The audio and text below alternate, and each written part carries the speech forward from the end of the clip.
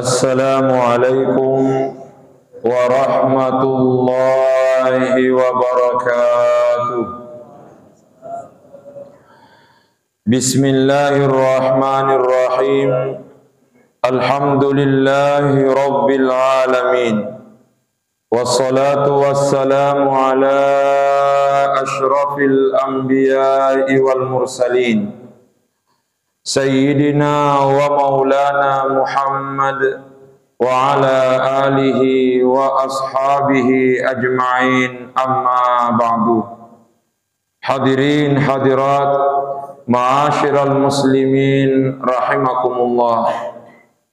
Mengawali pengajian kita pada kesempatan kali ini, untuk lebih berkahnya, marilah kita awali dengan bersama-sama membacakan suratul Fatihah kepada Nabiullah Muhammad sallallahu alaihi wasallam, kepada kedua orang tua kita masing-masing, kepada seluruh guru-guru yang pernah mengajar dan mendidik kita, kepada seluruh ulama dimanapun mereka berada. Al-Fatihah. A'udzu billahi minasy syaithanir rajim. Bismillahirrahmanirrahim. Alhamdulillahi rabbil alamin. Arrahmanir rahim, maliki yaumiddin. Iyyaka na'budu wa iyyaka nasta'in. Ihdinas siratal mustaqim. Siratal ladzina an'amta 'alaihim ghairil maghdubi 'alaihim waladdallin. Amin. Hadirin ma'asyiral muslimin rahimakumullah. Pada kesempatan kali ini, mari kita merenungi salah satu riwayat yang disampaikan oleh Imamul Bukhari rahimahullahu ta'ala di dalam kitab hadisnya, berbicara mengenai salah seorang sahabat Nabi yang bernama Ubadah bin Samit radhiyallahu anhu. Disebutkan bahwa salah seorang tabi'in, yang disebut dengan tabi'in adalah orang yang pernah bertemu sahabatnya Nabi tapi tidak sempat bertemu dengan Rasulullah sallallahu alaihi wasallam. Saya ulangi, yang disebut tabi'in pernah bertemu sahabatnya Nabi dalam keadaan beriman dan dia tidak sempat bertemu dengan Rasulullah sallallahu alaihi wasallam. Salah seorang tabi'in yang bernama As-Sunabihi radhiyallahu anhu, suatu saat beliau menemui Ubadah bin Samit radhiyallahu anhu, yang saat itu Ubadah bin Samit sementara menjelang kematiannya, artinya sudah menjelang sakaratul maut. Dan Ubadah bin Samit ini menurut riwayat dialah sahabat Nabi yang paling terakhir meninggal dunia. Ubadah bin Samit adalah sahabat Nabi yang paling terakhir meninggal dunia. As-Sunabihi, seorang tabi'in, pergi menemui Ubadah bin Samit di detik-detik terakhirnya menjelang sakaratul maut. Ternyata begitu As-Sunabihi melihat kondisinya Ubadah bin Samit bahwa tidak lama lagi akan berpulang ke rahmatullah, As-Sunabihi baka, beliau pun menangis. Kenapa menangis? Karena sesaat lagi dia akan berpisah dengan sahabat Rasulullah sallallahu alaihi wasallam. Lalu saat itu faqala lahu Ubadah, saat itu Ubadah berkata kepadanya, mahlan, lima tabaki, pelan-pelan saja saudara, lima tabaki, mengapa engkau menangis? Ubadah bin Samit bertanya kepada As-Sunabihi, lima tabaki, mengapa engkau menangis? Fa wallahi la inistushhidtu la ashhadanna lak, demi Allah, sekiranya nanti di akhirat saya diberi kesempatan oleh Allah untuk bersaksi, maka saya akan bersaksi bahwa engkau adalah orang baik. Wala in syufi'tu la ashfa'anna lak, dan sekiranya saya diberi kesempatan untuk memberi syafaat, maka saya akan memberi syafaat kepadamu. Wala in ista'tu la anfa'ak, dan sekiranya saya diberi kesempatan untuk berbuat baik kepadamu nanti di akhirat, maka saya akan melakukan kebaikan padamu nanti di akhirat. Thumma qala, kemudian Ubadah bin Samit kembali berkata, ma min hadithin sami'tuhu min Rasulillah sallallahu alaihi wasallam lakum fihi naf'un illa haddatstukumuh. Tidak satupun hadisnya Nabi yang pernah saya dengar langsung dari Rasulullah yang membawa kebaikan kepada kalian, kecuali semuanya saya sudah sampaikan kepadamu. Illa hadisan wahidan, kecuali satu hadis belum saya ceritakan kepadamu, tapi wa inni muhaddisukumuh, tapi sekarang saya akan sampaikan kepadamu. Pertanyaan, yang mana hadis itu? Qala Rasulullah sallallahu alaihi wasallam. Rasulullah sallallahu alaihi wasallam bersabda, "Man qala la ilaha illallah dakhalal jannah." Siapa yang mengucapkan kalimat la ilaha illallah, maka dia akan masuk ke dalam surga. Hadirin yang dimuliakan Allah, kisah tadi ternyata memberikan beberapa pelajaran kepada kita. Di antaranya yang pertama, pentingnya persahabatan dengan orang baik.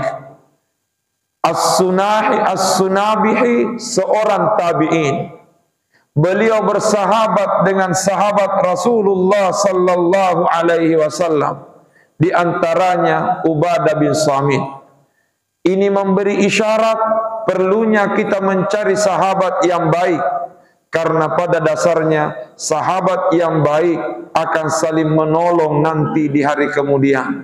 Itulah sebabnya Rasulullah sallallahu alaihi wasallam bersabda, la tusahib illa mu'mina, janganlah engkau bersahabat kecuali bersama dengan orang-orang beriman. Mengapa demikian? Karena persahabatan yang diikat dengan keimanan, maka itu akan membawa manfaat bagi kita, bukan hanya di dunia, tapi nanti sampai di akhirat.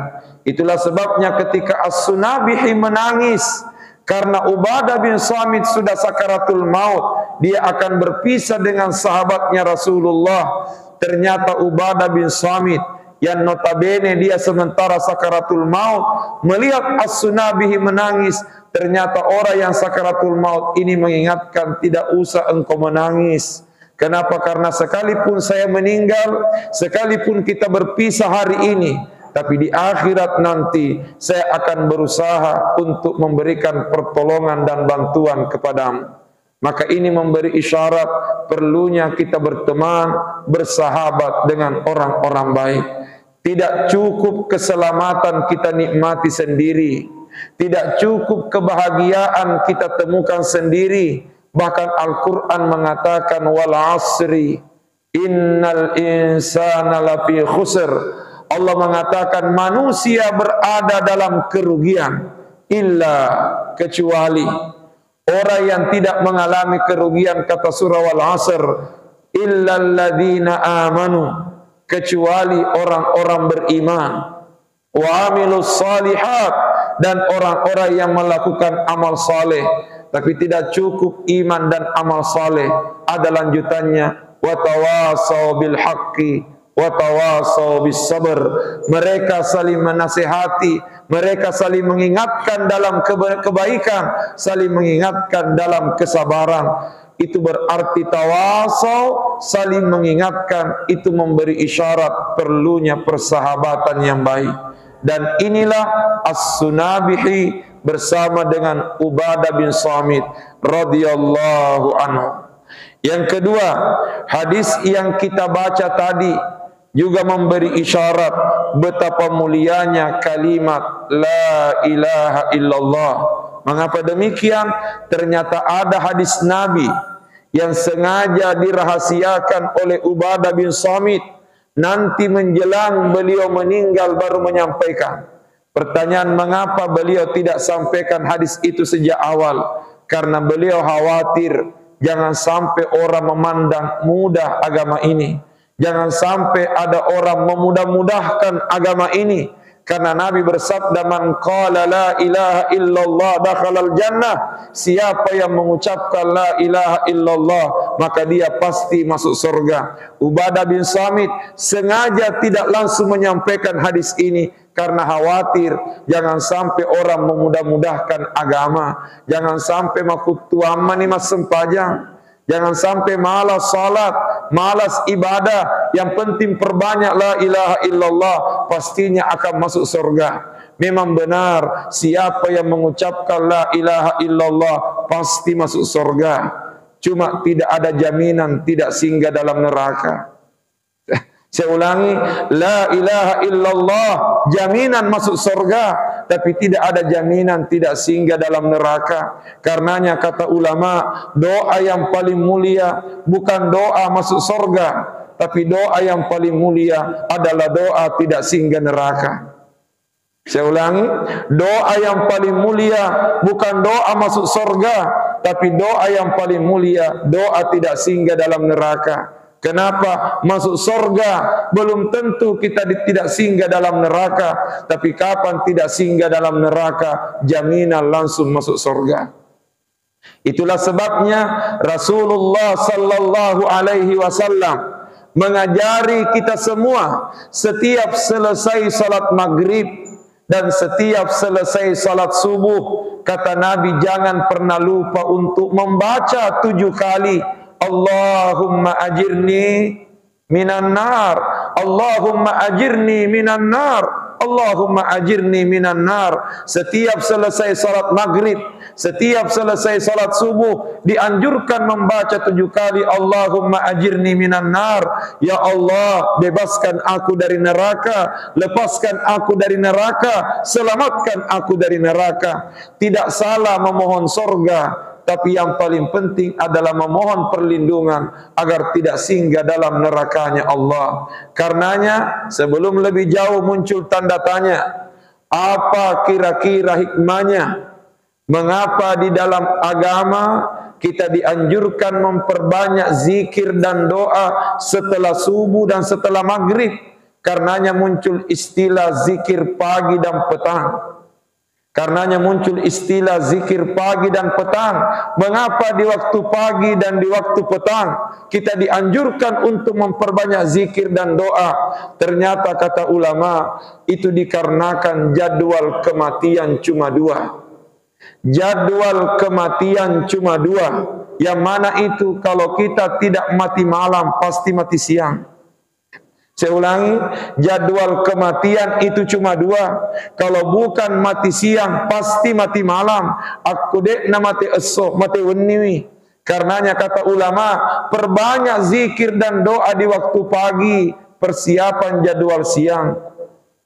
Perbanyak zikir di waktu maghrib, persiapan jadwal malam. Karenanya Allahumma ajirni minan nar, ya Allah, lepaskanlah aku dari neraka. Sengaja Ubadah bin Samit tidak langsung menyampaikan hadisnya Nabi sejak awal yang mengatakan man qala la ilaha illallah dakhalal jannah. Siapa yang mengucapkan la ilaha illallah maka dia dijamin masuk surga. Karena beliau khawatir jangan sampai di antara umat Nabi yang mendengarkan hadis itu, jangan sampai mereka memudah-mudahkan agama, jangan sampai malas beribadah gara-gara sudah memiliki kalimat la ilaha illallah. Tapi terlepas daripada itu semua, la ilaha illallah merupakan kalimat yang sangat mulia.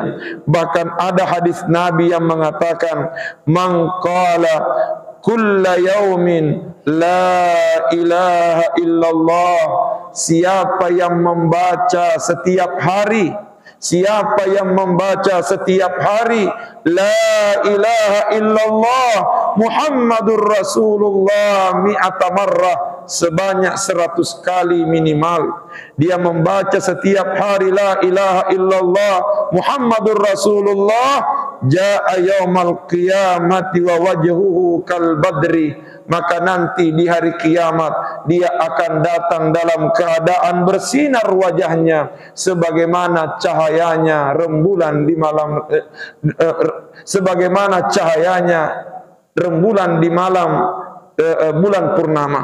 Itu menunjukkan bahwa begitu mulianya kalimat la ilaha illallah. Siapa yang mengucapkan la ilaha illallah Muhammadur Rasulullah 100 kali setiap hari, maka nanti di hari kiamat dia akan datang di mana wajahnya bercahaya sebagaimana cahayanya bulan yang bersinar di malam purnama. Ini menunjukkan kemuliaan la ilaha illallah. Bahkan ditemukan di dalam beberapa hadis Nabi, di antaranya Rasulullah sallallahu alaihi wasallam juga menyampaikan bahwa man qala la ilaha illallah Muhammadur Rasulullah, siapa yang membaca la ilaha illallah Muhammadur Rasulullah marratan, satu kali, ghufira lahu zunubuhu, maka dosanya akan diampuni oleh Allah. Bahkan ada riwayat mengatakan wa in kanat mithla zabadil bahri, sekalipun dosanya itu sebanyak buih di lautan. Lagi-lagi ini menunjukkan mulianya la ilaha illallah. Bahkan ada hadis Nabi yang mengatakan mammarra, kata Nabi, iza marral mu'minu alal maqabiri, bila ada orang beriman melewati pekuburan, bila ada orang beriman melewati pekuburan, faqala, lalu dia membaca la ilaha illallah wahdahu la syarikalah, lahul mulku wa lahul hamdu, yuhyi wa yumitu, wa huwa hayyun daimun la yamutu biyadihil khair, wa huwa ala kulli syai'in qadir. Siapa yang membaca kalimat itu la ilaha illallah ketika melewati pekuburan, kata Nabi, nawwarallahu tilkal kubur, maka Allah akan menyinari kuburan itu, wa ghafara liqailiha, dan akan mengampuni dosanya orang yang mengucapkan la ilaha illallah. Itulah sebabnya Bapak dan Ibu sekalian, di Mangkosok dan sekitarnya, kalau ada jamaah atau masyarakat kita yang meninggal dunia, setelah disolati, diantarlah ke kuburan untuk dimakamkan. Setelah dimakamkan, tradisi sebagian besar masyarakat muslim, setelah selesai proses pemakaman, sebelum meninggalkan kuburan, kita dianjurkan untuk membacakan talqin di kuburan itu. Sekalipun pembacaan talqin ini diperdebatkan ulama, ada yang membenarkan, ada yang tidak membenarkan. Sekalipun jumhurul ulama mengatakan dibolehkan untuk membaca talqin di kuburan.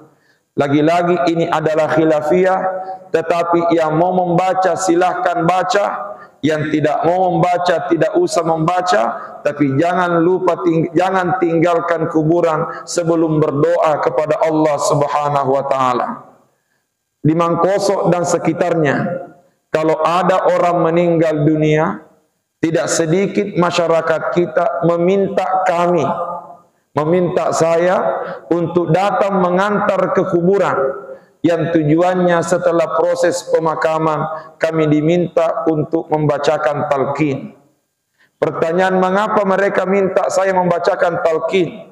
Karena tradisi yang kami lakukan mengikuti Andre Gurutta di Mangkosok, setiap pembacaan talqin kami terjemahkan dalam bahasa Bugis. Kenapa kami terjemahkan dalam bahasa Bugis? Karena masyarakatnya adalah masyarakat Bugis. Dan bacaan talqin dimulai dengan kalimat La ilaha illallah wahdahu la syarikalah lahul mulku wa lahul hamdu yuhyi wa yumitu wa huwa ala kulli syai'in qadir wa huwa hayyun daimun la yamutu biyadihil khair wa huwa ala kulli syai'in qadir. Sebagaimana hadis yang kita baca ini. Kita mulai ini talqinnya Bismillahirrahmanirrahim. La ilaha illallah wahdah de gaga puan de lenne puang Allah Ta'ala sewai la syarika lahu de gaga asi pangurusan na punangi lahul mulku wale nama punangi wisinin na akarungange walahul hamdu nanniya alena mapunangi wisinin napa puji yuhyi wa yumit alena mapatu nanniya mapamate wa huwa hayyun daimun alena tuwa mannanung de nang kana mate biadihil khair rila leparaken ritu sinin na decenge wa huwa ala kulli syai'in qadir nanniya pongala ta'ala masara kuasa elori sinin na sewa-sewae. Maka tersiksalah Ustaz Nanang, tidak tahu terjemahannya. Itulah yang kita terjemahkan sampai pada kalimat idza ja'akal malakanil muwakkalani bik narekona poleko mati dua malaika iariutusu elori alemu apabila nanti kamu didatangi oleh dua malaikat yang diutus kepadamu wa huma munkaru wa nakir ia naritu malaikat munkar dan nia malaikat nakir. Kedua malaikat itu adalah malaikat munkar dan malaikat nakir. Fala yubzi'aka ajaklah napa taseleko wala yurhibaka ajak lalo napa betauko jangan kamu takut dan jangan kamu kaget.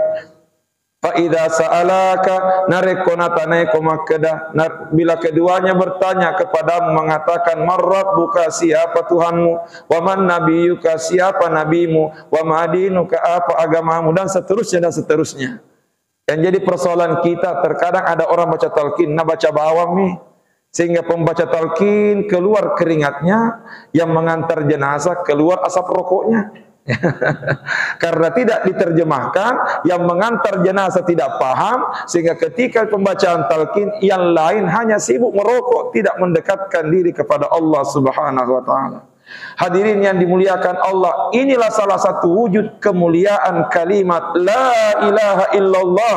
Itulah sebabnya tadi malam kita sampaikan kesuksesan orang beriman sebenarnya tidak diukur dari sebesar bagaimana kesuksesannya di dunia ini, tapi kesuksesan orang beriman dilihat ketika kesuksesan duniawi mengantarkan dia mengucapkan La ilaha illallah. Tapi yang menjadi pertanyaan hadirin yang dimuliakan Allah, yang menjadi pertanyaan hadirin yang dimuliakan Allah, kalau didengar-dengar mengucapkan la ilaha illallah begitu mulia, mengucapkan la ilaha illallah begitu mulia, namun juga begitu gampang, tetapi dipikir-pikir memang gampang, tapi praktiknya nanti yang sulit. Jangankan berhadapan dengan malakul maut, orang kawin saja baru berhadapan dengan Pak KUA terkadang sulit mengucapkan la ilaha illallah. Kami pernah menikahkan orang sampai berulang-ulang kita ajari dia ke kalimat syahadat, tidak pernah beres syahadatnya. Saya mengatakan coba ikuti saya, asyhadu alla ilaha illallah. Ternyata dia mengatakan asyhadu alla ilaha illallah. Saya lagi asyhadu alla ilaha illallah. Kembali dia mengatakan asyhadu alla ilaha illallah. Asyhadu alla ilaha illallah. Kembali dia mengatakan asyhadu alla ilaha illallah. Kita mengatakan asyhadu, dia mengatakan asyhadu alla ilaha illallah.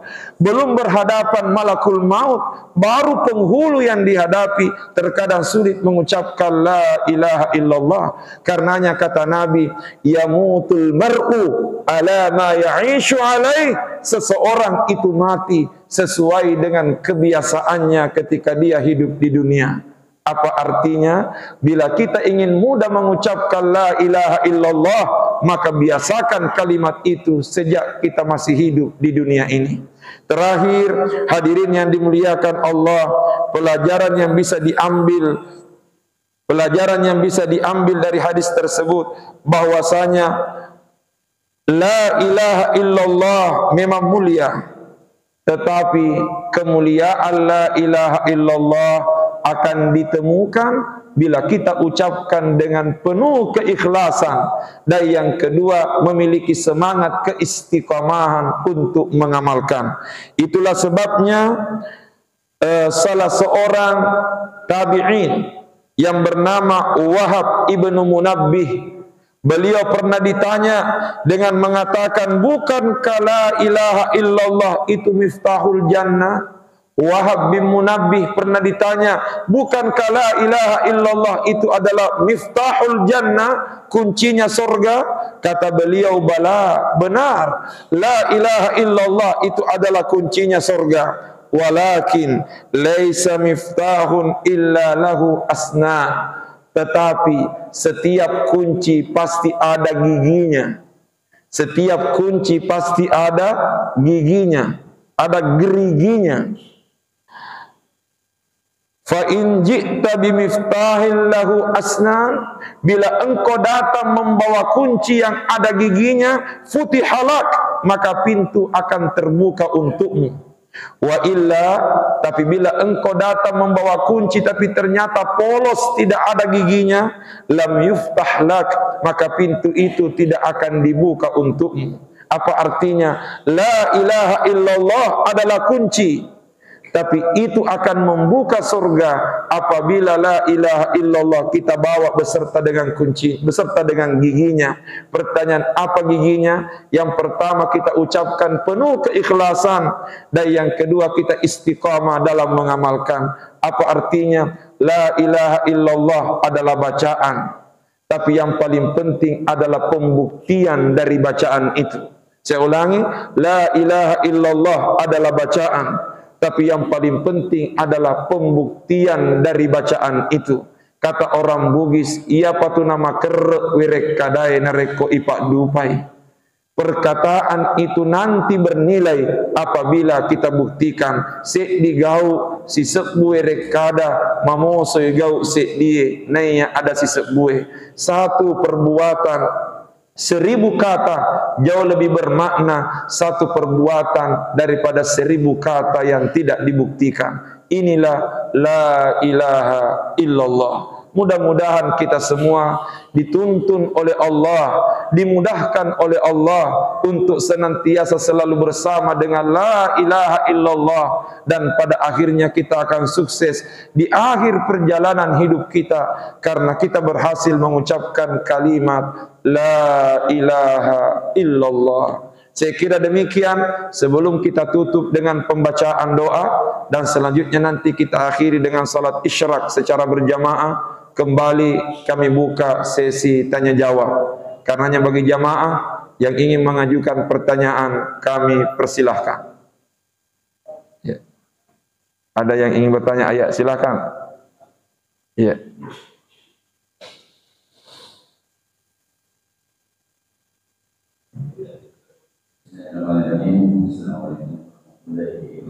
Waalaikumsalam warahmatullahi wabarakatuh. Dengan apa yang telah dipaparkan dari Rasulullah tentang persahabatan antara Rasulullah dan ketika kepada mengatakan secara dekat maut maka Rasulullah ini. Tapi ketika bersaat Rasulullah menangis kepada menjadikan saya akan memberikan kebaikan. Dengan sahabat, apakah masih ada hubungan antara kita dan hidayah? Terima kasih. Masih ada kehubungan? Hubungan jika menjanjikan akan memberikan kebaikan. Ya. Yang berarti bahwa apakah setiap orang beriman persahabatannya di dunia ini akan terus berlanjut persahabatan itu sampai di akhirat? Pastinya bahwa setiap orang akan bersama dengan kekasihnya nanti di hari kemudian. Dan itu dijelaskan dalam beberapa dalil. Artinya bahwa ketika kita benar-benar bersahabat dengan orang baik di dunia ini, maka itu bisa menjadi jalan. Kita akan dibersamakan oleh Allah di hari kemudian. Itulah sebabnya Bapak dan Ibu sekalian, kita diajarkan dalam agama, ketika kita tertimpa musibah, sebagaimana musibah kematian, kita boleh menangis, kita boleh bersedih, tapi ketika hubungan kita sebelumnya didasari dengan keimanan, maka kesedihan itu biasa, tangisan itu wajar, tapi kita jangan larut dalam kesedihan, karena sebenarnya perpisahan itu hanya sementara. Pastinya bahwa orang beriman ketika dia bersama di dunia ini penuh dengan keimanan, sama-sama persahabatannya dengan keimanan, maka di akhirat nanti dia kembali akan dipertemukan oleh Allah Subhanahu wa taala. Dan yang sebenarnya yang perlu kita butuhkan adalah kita ingin bersama dengan orang yang paling mulia di hari kemudian. Kita mungkin ingin bersama dengan orang-orang yang ada di sekitar kita, tapi yang paling penting adalah kita ingin bersama dengan orang yang paling mulia. Pertanyaan, siapa dia orang yang paling mulia? Jawabannya adalah Rasulullah sallallahu alaihi wasallam. Karenanya kita perlu menjalin persahabatan dengan Nabi hari ini, supaya nanti di akhirat kita bisa bersama dengan Rasulullah. Pertanyaan, gimana caranya? Al-iktsaru minas salati ala nabi, perbanyak salawat kepada Rasulullah sallallahu alaihi wasallam. Saya kira demikian. Allahu a'lam. Mungkin masih ada lagi? Iya, silahkan.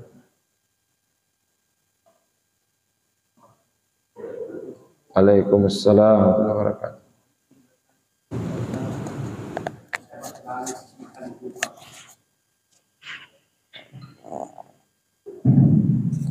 Saya minta cerita lupa bahkan salah kita sekali juga berkata sudah berapa aja sholat.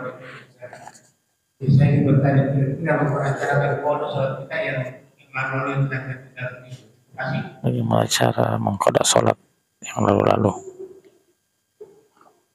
Kesalahan masa lalu, ternyata sering meninggalkan sholat.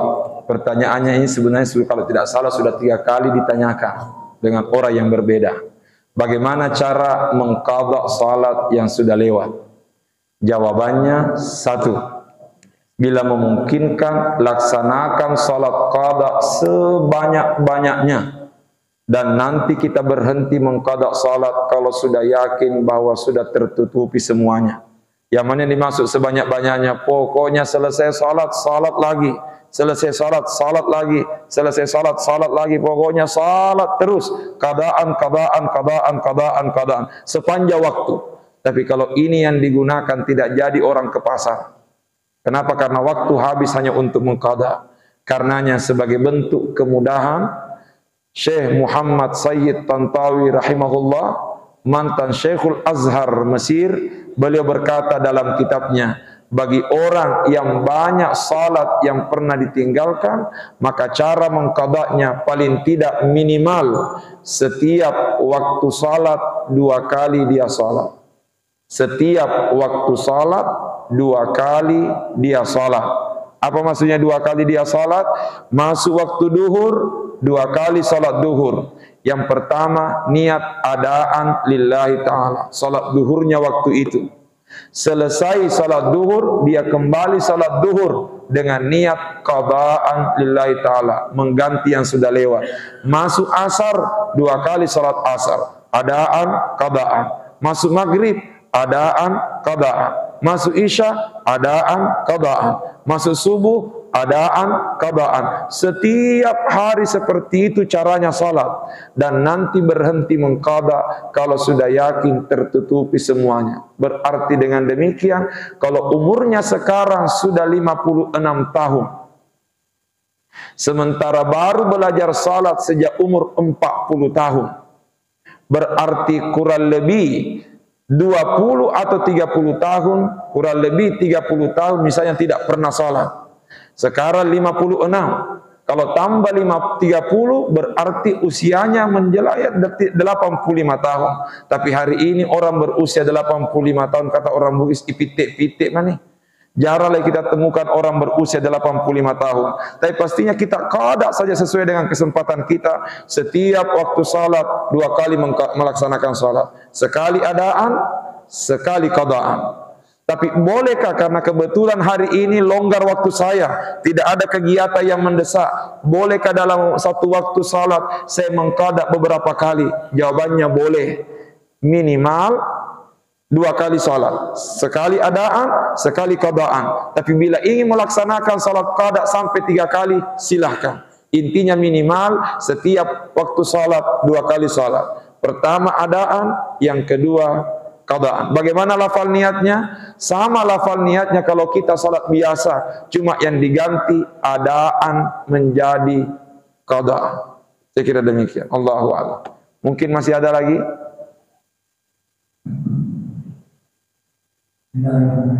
Assalamualaikum warahmatullahi wabarakatuh. Waalaikumsalam. Di dalam Al-Quran ada salah satu surah yang surat. Jadi saya ingin berusaha Luqman ini adalah seorang dia. Maka saya menggunakan lagi sama Ustaz. Ceritanya Luqman ketika dia bersama anaknya menuju ke pasar. Di situ ada pengajaran dan pendidikan yang di situ. Ya. Yang kedua, saya menggunakan lagi tentang hadis. Apa tadruna lil muflis? Al-muflis itu sama lain sama lama. Yang mana yang dengan orang yang rugi ada yang mampu, bukanlah yang rugi itu yang tidak punya harta dan uang. Assalamualaikum warahmatullahi wabarakatuh. Kata ulama, dalam membaca sebuah dalil, tidak cukup kita memahami dalil hanya dengan membaca sepotong. Tapi kita mesti selesaikan dalil itu secara sempurna agar sempurna pemahaman. Atadruna manil muflis? Apakah kamu tahu siapa itu orang yang merugi, orang yang bangkrut? Sahabat menjawab, orang bangkrut adalah orang yang tidak punya harta, tidak punya kekayaan. Kata Nabi, tidak. Orang bangkrut, yang lanjutannya ini, orang bangkrut adalah orang yang banyak kebaikannya di dunia, tapi ternyata kebaikan itu tidak bermanfaat baginya nanti di hari kemudian, karena ketika dia hidup di dunia, dia suka menyakiti orang. Karenanya di akhirat nanti, orang yang pernah ia sakiti datang menuntut, sehingga kebaikan-kebaikan yang pernah dia lakukan itu diberikan kepada orang yang pernah dianiaya. Artinya apa? Dia sudah capek-capek berbuat baik, tapi yang mendapatkan kebaikannya nanti bukan dia, tapi adalah orang-orang yang pernah dianiaya. Maka itu juga memberi isyarat, kalau kita ingin selamat nanti di hari kemudian, bukan hanya kebaikan yang perlu diperbanyak, tapi yang tak kalah penting adalah bentengi diri, jaga diri untuk tidak menyakiti orang lain. Yang pertama. Yang kedua, bagaimana Luqmanul Hakim bersama dengan anaknya. Al-Quran berbicara mengenai Luqmanul Hakim bersama dengan anaknya yang berkaitan dengan nasihat Luqman untuk anaknya sebagai pesan-pesan keselamatan dunia akhirat. Dan itu diabadikan di dalam Al-Quran surah Luqman. Tapi pertanyaannya tadi adalah ketika jalan ke pasar. Saya tidak tahu ke pasar mana ini. Apa ke Oyeh atau ke Kalibobo ya. Secara pribadi saya belum menemukan secara pasti, secara jelas bahwa kisah itu perjalanan ke pasar. Tapi mungkin yang dimaksud ini adalah kisahnya Luqman ketika bersama dengan anaknya dan membawa seekor keledai. Seekor keledai. Karena anaknya masih kecil, Luqman mengatakan, "Nak, naiklah engkau ke keledai, nanti saya tuntun keledai ini." Ternyata orang kampung mengejek Luqman sambil mengatakan sungguh durhaka anak ini. Masa dia masih muda baru ayahnya sudah tua, ayahnya jalan kaki, anaknya ada di atas keledai. Lantas Luqman mengatakan, kalau begitu nak, kamu turun ke bawah biar saya naik ke atas. Walhasil diejek lagi sama orang kampung bahwa ini orang tua tidak ada perasaan sayang sama anaknya. Lalu Luqman mengatakan, kalau begitu nak, ayo kita sama-sama naik di atas keledai. Orang kampung kembali mengatakan, sungguh orang yang tidak memiliki rasa kasih sayang kepada makhluk Tuhan. Keledainya begitu kecil, ternyata dia naik berdua di atas keledai. Akhirnya Luqman mengatakan, kalau begitu kita angkut ini keledai. Wah, sopo ya keledai ya. Alhasil orang kampung mengatakan, bodoh-bodohnya ini orang, ada keledainya, kenapa dia tidak tumpangi? Lalu apa kata Luqman? Nah, inilah hidup. Apapun yang kita lakukan pasti ada komentarnya orang. Inilah hidup. Apapun yang kita lakukan pasti ada komentarnya orang. Menjadi pengurus masjid juga demikian. Apapun yang dilakukan oleh pengurus masjid pasti ada komentarnya orang. Apapun yang kita lakukan, sebaik apapun tindakan kita, selalu ada komentarnya orang, komentarnya orang, komentarnya orang. Tapi perlu kita ingat, tongkoso nyaring bunyinya. Ya. Terkadang botol itu besar bunyinya karena ternyata tidak ada isinya. Dan biasanya berkaitan dengan masjid, orang yang banyak protesnya adalah orang yang kurang sumbangannya. Kami ingin pertegas, Luqmanul Hakim. Ulama mengatakan Luqman bukanlah seorang nabi. Luqman bukan nabi. Tapi ternyata namanya diabadikan dalam Al-Quran. Saking mulianya Luqman dijadikan nama surah dalam Al-Quran. Pastinya ini Luqman bukan dari Nabi Re. Karena Luqman menurut riwayat Luqman itu adalah orang yang berkulit hitam. Luqman itu menurut riwayat adalah orang yang berkulit hitam. Tapi keistimewaannya Luqman jago memasak. Keistimewaannya Luqman jago memasak. Ternyata suatu saat Luqman dipanggil oleh raja.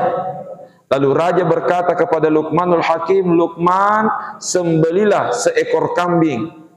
Lalu masakkan untukku bagian dari kambing itu yang paling enak. Maka Luqman pergi menyembelih kambing. Setelah itu dia kuliti kambing ini, lalu mengambil hati dan lidahnya kambing. Hati dan lidah kambing itulah yang diolah, dimasak, lalu disuguhkan kepada raja. Selesai raja makan hati kambing, setelah selesai raja makan lidah kambing, raja kembali berkata, Luqman, besok sembelih kambing lagi. Lalu pilihkan bagian dari kambing itu yang paling buruk. Maka Luqman besoknya pergi menyembelih kambing. Setelah itu dia kuliti kambing ini, lalu mengambil hati dan lidahnya kambing. Dimasak, diolah, lalu disuguhkan kepada raja. Begitu raja melihat ternyata disuguhkan masih lidah dan hatinya kambing, raja pun marah. Sambil mengatakan, Luqman, apa kamu tidak mendengar kata-kataku? Kemarin saya minta daging, kemarin saya minta yang paling enak, kamu serahkan hati dan lidahnya kambing. Hari ini saya minta yang paling buruk, ternyata kamu kasihkan saya hati dan lidahnya kambing. Kata Luqman, raja, sebenarnya ada pesannya itu. Kata raja, apa itu? Kata Luqmanul Hakim, sengaja saya pilihkan hati dan lidahnya kambing, karena itu merupakan pesan. Ketika ada orang mampu menjaga hati dan lidahnya, maka dia menjadi orang yang paling mulia. Tapi ketika ada orang tidak mampu menjaga hati dan lidahnya, maka dia menjadi orang yang paling buruk dan paling hina di mata Allah. Itulah Luqmanul Hakim. Karenanya Luqmanul Hakim berkata, as-sumtu hikamun wa qalilun fa'iluhu. Diam itu banyak hikmahnya, tapi sedikit orang yang bisa melakukan. Kata Luqman, as-sumtu hikamun wa qalilun fa'iluhu. Diam itu banyak hikmahnya, tapi sedikit orang yang bisa melakukan. Karena sifat dasarnya manusia suka berkomentar. Terkadang sesuatu yang tidak perlu dikomentari juga. Karenanya kemampuan untuk menahan diri itulah yang terbaik, dan itulah Luqmanul Hakim. Ya, mungkin masih ada lagi satu orang. Oh iya, silahkan. Assalamualaikum warahmatullahi wabarakatuh. Waalaikumsalam warahmatullahi wabarakatuh.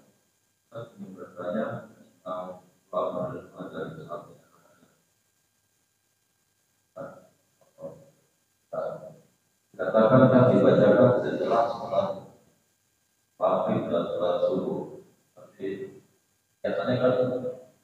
imam tidak membacakannya, karena kita terbiasa membacakannya setelah tubuh dan makmum. Jadi kan dikatakan sebelum bergerak dari rumah kita bersolat tahiyat. Jadi kalau tidak membaca, disitulah bedanya doa berjamaah dengan zikir berjamaah. Doa berjamaah, satu orang membaca, yang lain mengaminkan. Kalau doa berjamaah, imam baca doa, makmum amin, amin, amin. Itu doa berjamaah. Tapi zikir berjamaah itu berarti sama-sama membaca. Jadi saya ulangi, kalau doa berjamaah, imam membaca, makmum amin, amin, amin. Sementara kalau zikir berjamaah, sama-sama membaca. Ketika ada orang berkumpul banyak dan sama-sama berzikir, maka itulah zikir berjamaah. Tidak dikatakan zikir berjamaah, satu orang membaca baru yang lain amin, amin. Ya. Jadi kalau selesai ki salat, jangan ki langsung tinggalkan tempat. Tapi bersabarlah untuk tinggal duduk sejenak untuk berzikir kepada Allah Subhanahu wa taala. Mohon maaf, sering ada yang mengatakan, tidak ada dasarnya, apalagi kalau berjamaah. Mohon maaf, sepertinya orang yang berkata demikian dua kemungkinan sebabnya. Kalau bukan kurang baca, mungkin salah baca. Kenapa? Karena jelas dalilnya di dalam Al-Quran. Al-Quran mengatakan فَإِذَا فَرَقْتَ فَانْصَبْ فَإِذَا فَرَقْتَ فَانْصَبْ. Al-Imam As-Suyuti, Jalaluddin As-Suyuti rahimahullah, ketika menafsirkan ayat itu فَإِذَا فَرَقْتَ فَانْصَبْ, apabila kamu telah selesai dari satu pekerjaan, bersungguh-sungguhlah lakukan pekerjaan yang lain. Imam As-Suyuti mengatakan فَإِذَا فَرَقْتَ مِنَ الصَّلَاةِ فَانْصَبْ فِي الدُّعَاءِ. Setelah engkau selesai salat, bersungguh-sungguhlah berdoa kepada Allah. Dan tentu doa berjamaah lebih baik daripada doa sendiri-sendiri. Tapi Ustaz, yang diminta oleh imam berbeda dengan yang saya minta. Maka doa berjamaahlah dulu, setelah itu baru SDM, selamatkan diri masing-masing. Sekarang bagaimana kaitan dengan Allahumma ajirni minan nar? Ketika kita selesai salat, bukan berarti bacaan kita harus sama persis dengan bacaan imam. Karena ini sudah zikir, bukan lagi doa. Kalau doa amin, amin. Tapi karena ini sudah zikir, kebetulan kita memiliki zikir yang sering kita amalkan dan kebetulan tidak diamalkan oleh imam, silahkan jalan zikirnya imam, kita juga jalan zikirnya kita. Jadi ketika imam misalnya membaca zikir yang lain yang kebetulan kita tidak baca, kebetulan imam punya zikir yang berbeda dengan zikir kita, kita punya Allahumma ajirni minan nar, kebetulan imam tidak baca, sebagai makmum tidak salah tetap membaca Allahumma ajirni minan nar. Karenanya tetap kita baca Allahumma ajirni minan nar, Allahumma ajirni minan nar, Allahumma ajirni minan nar. Mohon maaf, itu juga lah yang kami perhatikan di sini. Jadi terkadang selesai baca doa imam, tidak serta-merta begitu selesai baca doa saya langsung berdiri untuk salat sunnah. Terkadang tinggal duduk sejenak untuk menyelesaikan beberapa zikir yang saya anggap perlu untuk dibaca, yang kalau kebetulan tidak sempat dibaca oleh imam waktu itu. Termasuk Allahumma ajirni minan nar, Allahumma ajirni minan nar, Allahumma ajirni minan nar. Jadi kalau zikir boleh sama zikirnya, boleh beda zikirnya, yang penting sama-sama membaca. Karenanya kalau imam kebetulan tidak baca, sebagai makmum tidak salah bila kita tetap membaca Allahumma ajirni minan nar sebanyak 7 kali. Saya kira demikian. Allahu a'lam. Ya, ada ini kapan? A'udzu billahi minasyaitonir rajim. Bismillahirrahmanirrahim. Alhamdulillahi rabbil alamin. Allahumma salli ala sayyidina Muhammad wa ala alihi wa sahbihi wa sallim. Allahumma anfa'na bima 'allamtana wa 'allimna ma yanfa'una warzuqna ilma yanfa'una. Rabbana zidna ilman warzuqna fahma. Subhanaka la ilma lana illa ma 'allamtana innaka antal alimul hakim. Rabbana atina fid dunya hasanah wa fil akhirati hasanatan wa qina adzabannar. Wa sallallahu ala sayyidina Muhammad wa ala alihi wa sahbihi wa sallam. Subhana rabbika rabbil izzati amma yasifun wa salamun alal mursalin walhamdulillahi rabbil alamin. Al-Fatihah. Alhamdulillah. Iyyaka na'budu wa iyyaka nasta'in. Assalamualaikum warahmatullahi wabarakatuh.